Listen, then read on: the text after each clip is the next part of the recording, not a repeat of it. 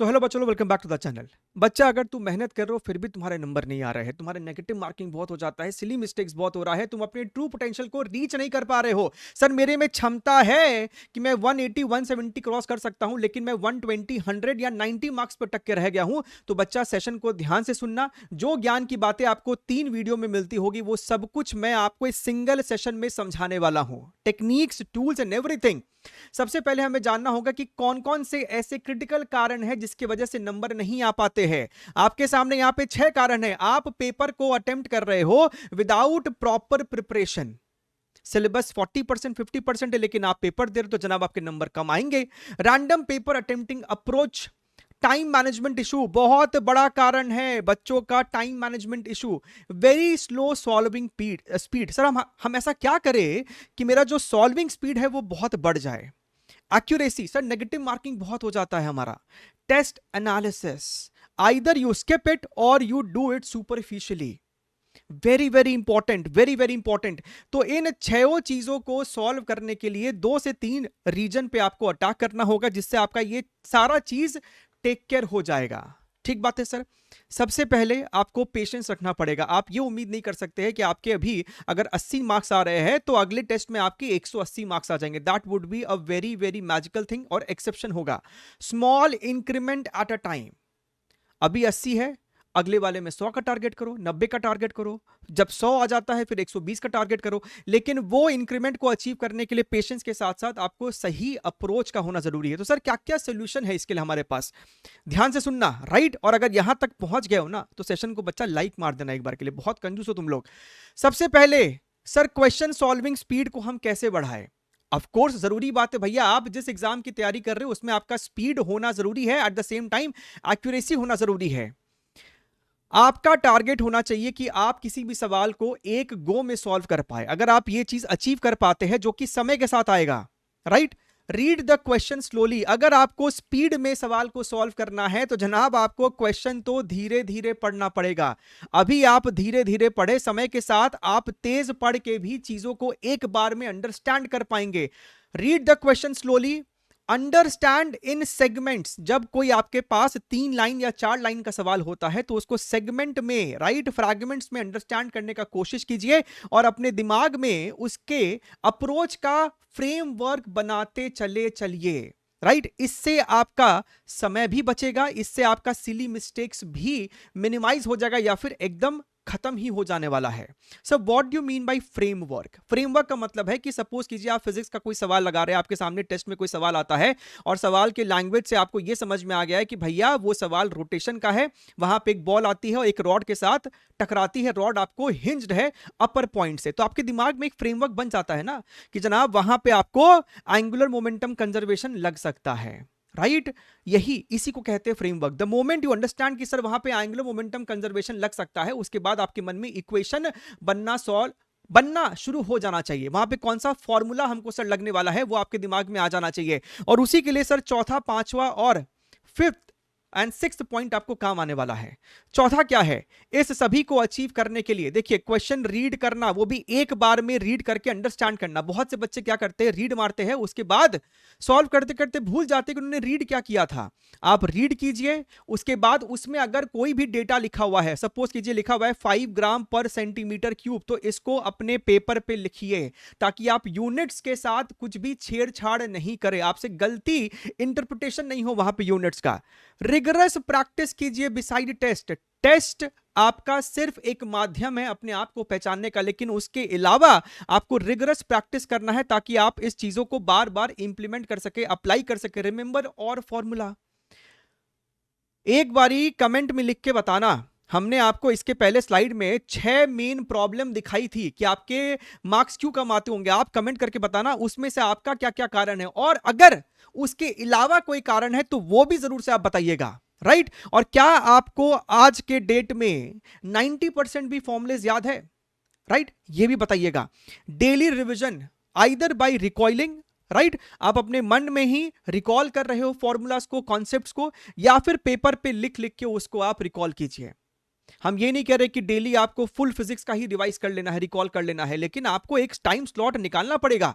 अब एग्जाम में उतना समय नहीं है, राइट? तो आपको एक टाइम स्लॉट निकालना पड़ेगा जहां पे आपने एक पेपर लिया। सपोज कीजिए ने आप अगर यहां से चीजों को फॉलो कर रहे हैं तो आपको पता है कि प्रायोरिटी ए चैप्टर्स क्या क्या है। तो प्रायोरिटी ए में से 4 चैप्टर को उठा लिया, लेट अस से electrostatics, capacitor, current, electricity and your gravitation, और उस पेपर को भर दिया उसके सारे फॉर्मूले से। इस तरीके से डेली बेसिस पे आपको रिवाइज करना है, रिकॉलिंग करनी है। समय के साथ आपका स्पीड बच्चा बढ़ेगा ही बढ़ेगा।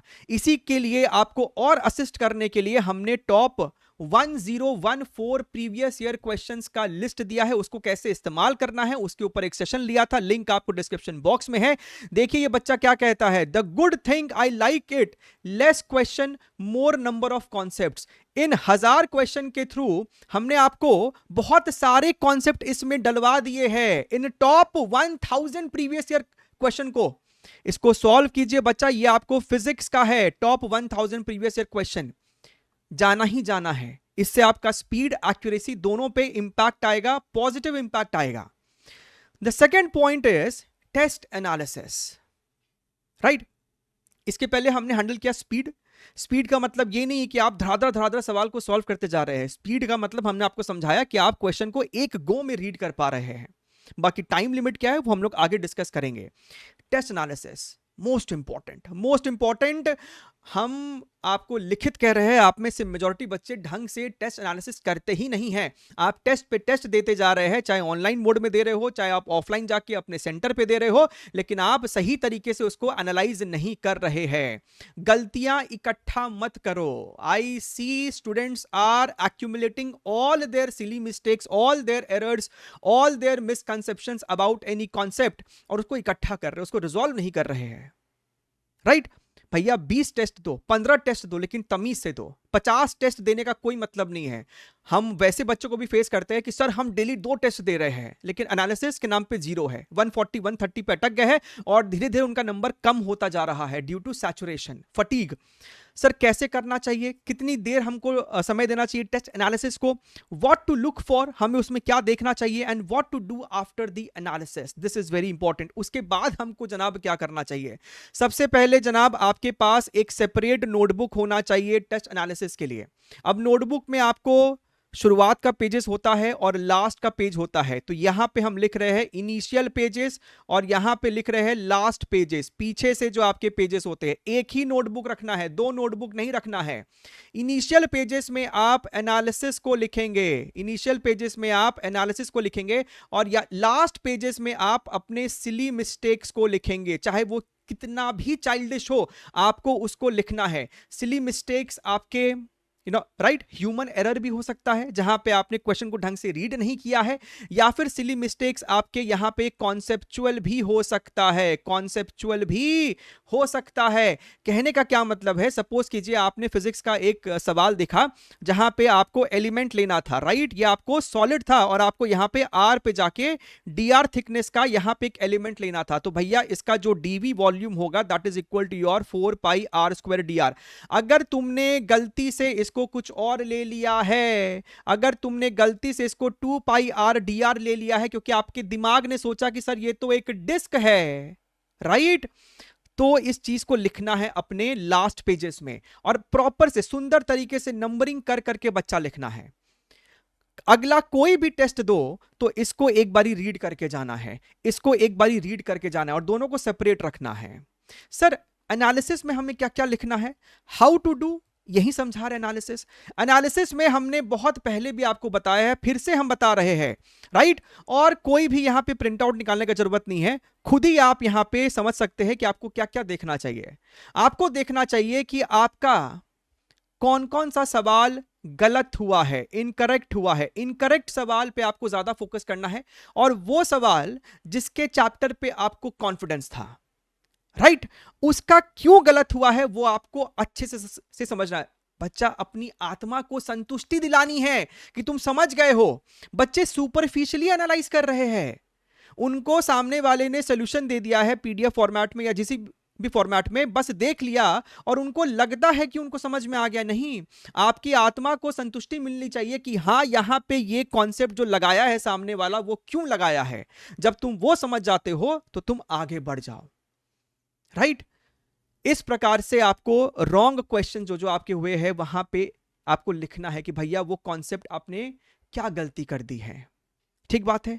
उसके बाद जो क्वेश्चन आपने लीव कर दिया है, लेफ्ट, समय के अभाव के कारण से एक चैप्टर आपने पढ़ा था लेकिन वो सवाल आप पेपर में नहीं अटेम्प्ट कर पाए, तो उन लेफ्ट क्वेश्चन का आपको यहां पे लिखना है कि वो सवाल आप क्यों छोड़ दिए थे। क्या वो सवाल टफ था? टफ था तो उसके कॉन्सेप्ट को जाके दोबारा से रिविजिट करो, अपने शॉर्ट नोट से, यहां से रिवीजन वीडियो से उसको एक बार रिविजिट करो, ठीक है।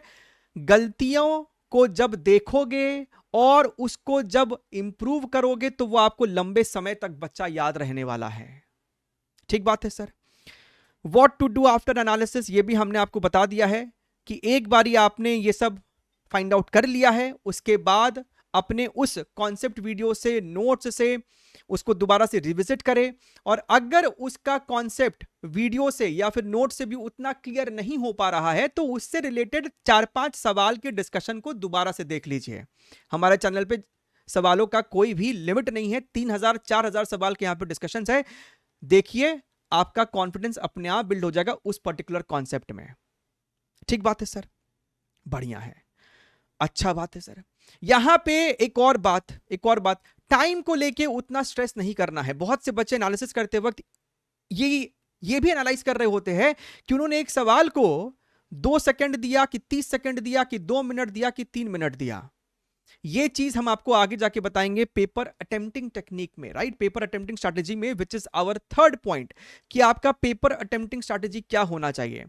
This becomes a game changer sometimes. ये आपको इंस्टेंट मार्क्स बूस्टर होता है through your round 1 round 2 strategy. ये आप में से मेजॉरिटी को पता होगा लेकिन इंप्लीमेंट नहीं करते हैं शायद।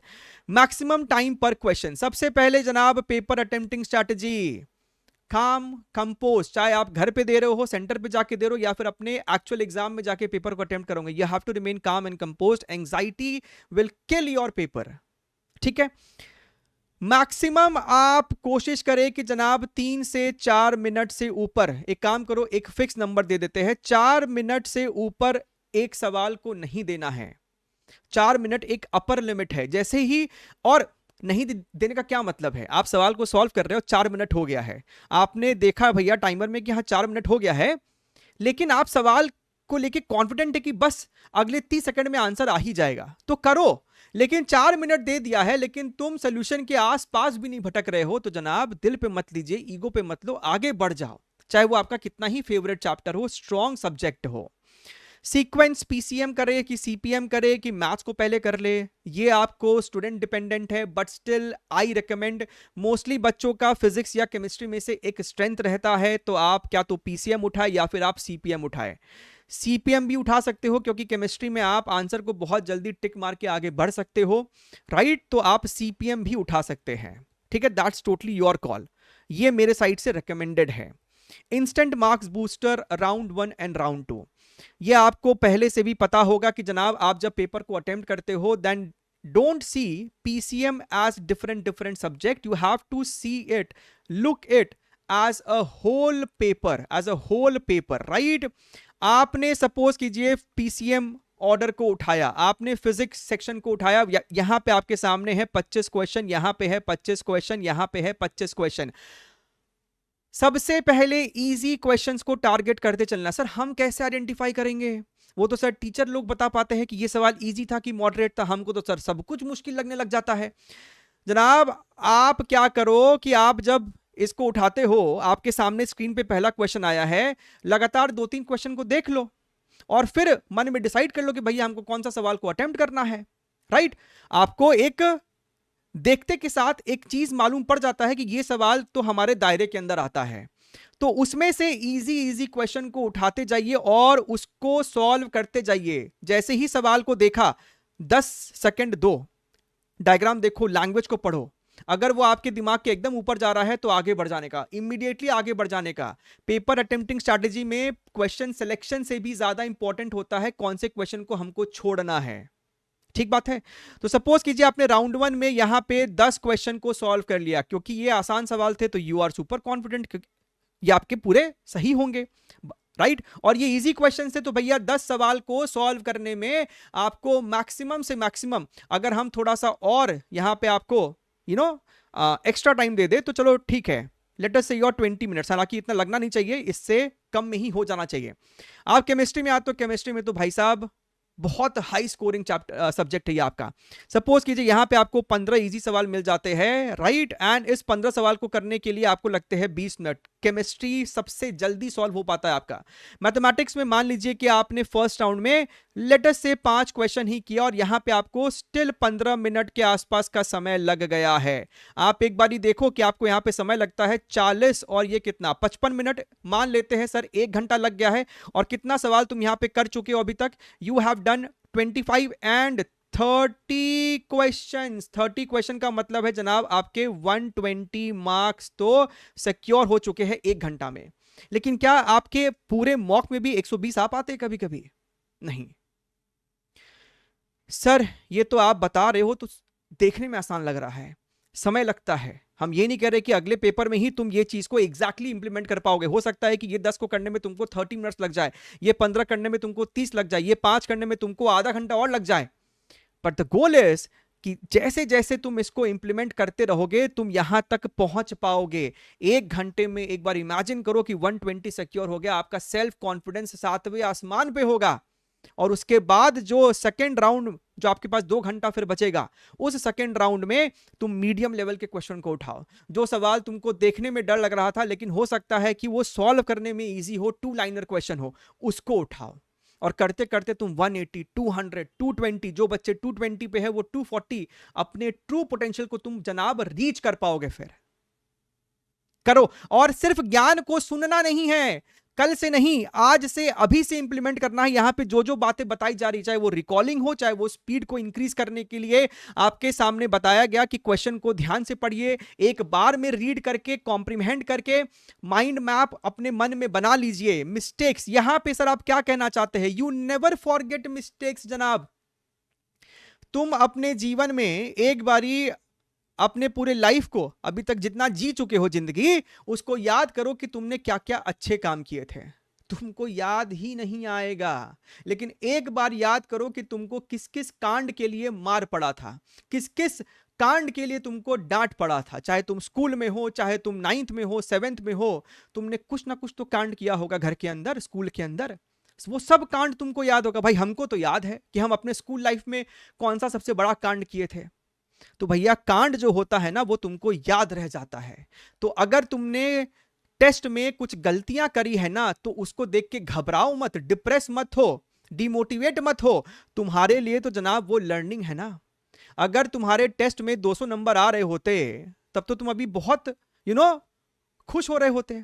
लेकिन अगर तुम्हारे कम आ रहे हैं तो तुम्हारा खुशी डबल इसलिए हो जाना चाहिए क्योंकि इसका मतलब है कि तुमने अपनी गलतियों को अभी पहचान लिया। ऐसा तो नहीं कर रहे हो ना कि जाके एक्चुअल पेपर में जाके अपनी गलतियों को पहचानोगे। अभी ना पहचानोगे भाई साहब, पहचानिए, प्रैक्टिस कीजिए। Revision practice, revision practice, test में analysis, revision practice analysis, that is it. Take care, wish you all the very best and bye bye.